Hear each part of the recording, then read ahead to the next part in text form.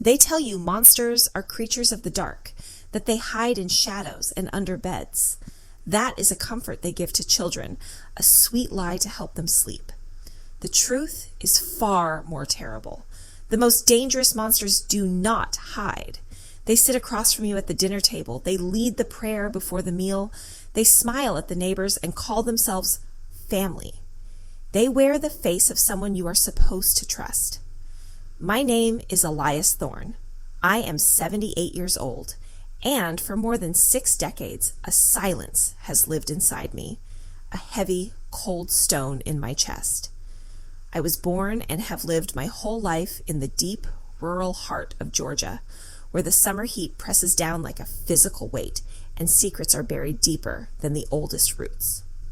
Most folks around here know me as Old Man Eli, the fellow you see sitting on his porch, whittling wood, a constant presence at the 10 a.m. Sunday service. They see the white hair, the gentle hands, the slow smile.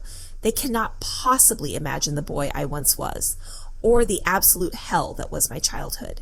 They cannot see the ghost that has walked beside me every day of my life. Sharing this story today is one of the hardest things I will ever do. It shakes me to my very foundation. If my truth resonates with you, if you feel the weight of it, I would be so grateful if you could support me by liking this video and subscribing to the channel. Your support means more than you know, and it helps these important stories reach others who might need to hear them. I'd also love to connect with you, so please take a moment and leave a comment telling me where you're watching from. I am telling this story now, not for my own sake. I have learned to carry this weight, but for every child, every person who is living in a silent prison of their own, for those whose trust has been broken by the very hands that should have protected them. Perhaps, in hearing my account, someone will find the strength to speak their own truth, to break their silence before it becomes a life sentence. My childhood home was a simple wooden structure, its light blue paint perpetually peeling under the relentless Georgia sun. It had a wide wraparound porch where my mother, Caroline, always kept pots of vibrant red geraniums. They were a splash of defiant joy against the weathered wood. We were a poor family, like most in our area, but we were rich in the ways that mattered. My father, Ernest, was a man of the land, his body lean and strong from a lifetime of working the cotton fields. He left before the sun rose and returned long after it had set, his clothes dusty, his face tired, but his eyes always soft when he looked at us. My mother was the heart of our home. Besides caring for the house and her 3 children, she baked bread and pies that she sold to neighbors, her hands always dusted with flour, her voice always humming a soft tune. I was the oldest. After me came Paul, 2 years younger, and then my little sister Sarah, who had just turned 5. Our life was a simple tapestry woven with hard work and small, precious joys. The smell of fresh bread cooling on the windowsill, the magical stories my mother would tell us before bed, her voice painting pictures in the dark, the bliss of swimming in the cool, muddy creek on a scorching summer afternoon. We were poor, yes, but we were happy. We were safe. That safety was an illusion, shattered forever on May 12, 1957. The day dawned gray and oppressive, the sky a solid sheet of lead. A fine, cold rain fell, a constant drizzle that soaked everything and choked the world in a damp mist. I woke earlier than usual, pulled from sleep by a sound that chilled my blood. My mother's cough. It wasn't an ordinary cough.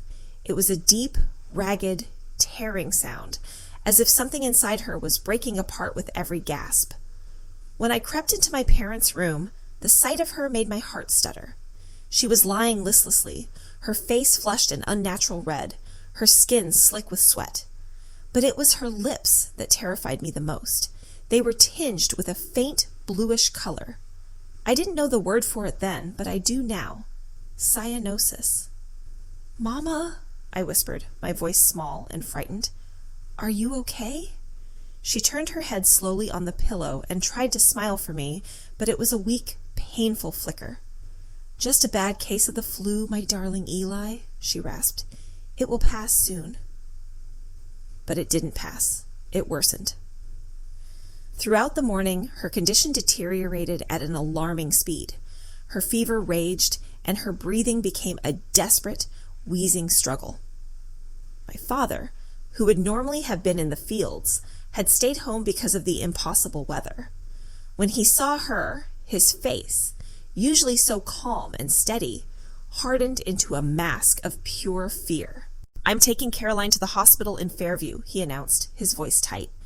It was the neighboring town, larger than ours, with a small, proper clinic. "Elias, you're in charge of your brother and sister until I get back. You're the man of the house now. Living with us at the time was my paternal grandfather, Augustus Thorne. He had moved in after my grandmother passed away about 8 months prior. He was a tall, broad-shouldered man, still powerfully built at 68, his hands a roadmap of calluses from decades of work as a foreman. He had a neatly trimmed gray mustache and eyes that I had always found unsettling, pale, cold, and constantly evaluating everything, judging everyone. "I'll keep an eye on the boy, Ernest," my grandfather said, placing a heavy, possessive hand on my father's shoulder. The gesture felt wrong. "You take care of Caroline. Don't you worry about a thing here." My father, desperate and distracted, simply nodded, grateful for the help. He bundled my mother in what seemed like every blanket we owned and carried her out to our old, battered truck. The last image I have of her is her pale, terrified face framed by the dark wool. Her eyes, wide and full of a love I didn't yet know I would desperately need, locking with mine for one final second as my father carried her out into the relentless, punishing rain. "Take care of your sister, Elias." "I'll be back soon," she whispered, her voice so faint it was almost carried away by the wind. They were words that would become a cruel, impossible promise. The day that followed was the longest of my life. I tried to maintain a sense of normalcy for Paul and Sarah, making a simple lunch of cold biscuits and ham, inventing quiet games to keep them occupied. But my own anxiety was a living thing, squirming in my gut. My grandfather remained on the porch for most of the day, a silent, ominous statue in a rocking chair, smoking his pipe and watching the rain as if he were waiting for something. As evening began to bleed into night, my worry curdled into dread. Where was my father? Why weren't they back? Had the rain washed out the roads? The darkness outside felt absolute, broken only by the rhythmic drumming of the downpour. Around 7, I finally managed to get my siblings to bed. Paul, at 8 years old, understood enough to be scared, and took a long time to fall asleep. Sarah, bless her innocent heart, drifted off quickly as I told her one of Mama's favorite stories, my voice trembling. It was nearly 9 o'clock when I finally heard the sound I had been waiting for, the grinding of tires struggling through the thick mud of our yard. I ran to the window, my heart leaping into my throat with a desperate, hopeful prayer. But it was only my father, alone. He was soaked to the skin, water streaming from his clothes, his hat a ruined lump in his hands. When he walked through the door, I knew. I knew from the way he held himself, his strong body bent and broken. I knew from the devastation etched into every line of his face. He took off his wet hat and held it against his chest, as if he were standing at a graveside. He didn't need to speak. "Papa?" I asked, my voice a fragile thread. "Where's Mama?" He looked at me, and his eyes were red-rimmed and hollow. "Your mother," he began, but his voice cracked and failed him. He swallowed hard, a painful-looking motion. "Caroline didn't make it, son." It was pneumonia. The doctor said it was too far gone. There was nothing they could do. The world did not so much shatter as simply dissolve around me. The floor seemed to fall away. How could it be? Mama had been right here in this very house, just this morning. She had tried to smile for me. How could she be gone forever in the space of a single day? It was a truth too monstrous to comprehend. My father stumbled forward and pulled me into a crushing hug. His wet clothes soaked into mine, the cold seeping into my skin. But I barely felt it. We stood there in the middle of our poor kitchen, clinging to each other, two lost souls in a sea of unimaginable grief. My grandfather watched us from the kitchen doorway, his face an unreadable, impassive mask.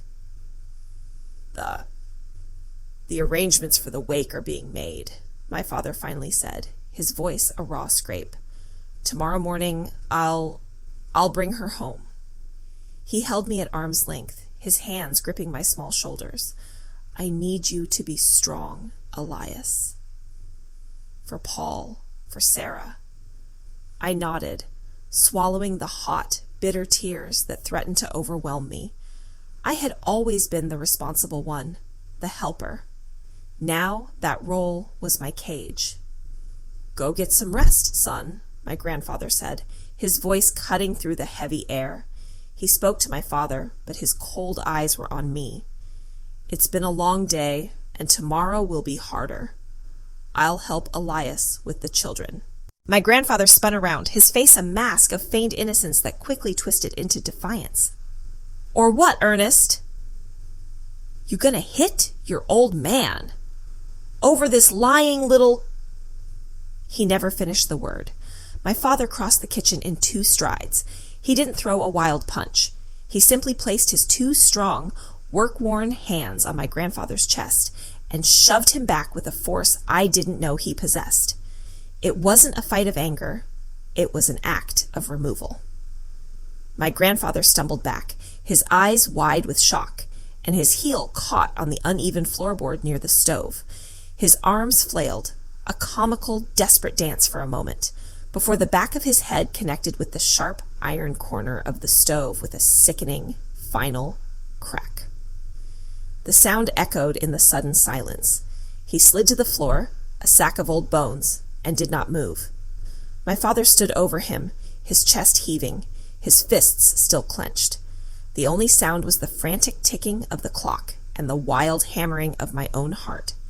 He knelt, his movements slow and deliberate, and pressed his fingers to my grandfather's neck. After a lifetime of seconds, he looked up at me. His face was pale, but his eyes were clear for the first time in a year. Elias, he said, his voice eerily calm. Go wake your sister. Tell her you heard a loud noise, that Grandpa fell. You saw nothing. Do you understand me? I nodded, my body trembling uncontrollably. And son, he added, his gaze holding mine with an intensity that sealed our fates together. One day, when you're a man, I will ask you what happened in this house, and you will tell me everything. But not today. Today, you saw nothing. I promise, Dad, I whispered. The storm outside finally broke, the rain lashing the house as if to wash it clean. The sheriff came later, called it a tragic accident. A drunken old man, a slippery floor, a bad fall. No one questioned it. They buried him next to my grandmother, and few folks came. That night, my father sat me down at the same kitchen table. Elias, he began, his voice thick, I won't ask you for the truth. Not now. I just need you to know. A father protects his children, no matter what, no matter who. Tears I had held for a year finally fell. We did what we had to do, I choked out. We're safe now. He looked at me, and I saw not just my father, but my protector. You have your mother's strength, he said. And in that moment, the long, cold winter of my silence began to thaw. The monster was gone, and I was finally free.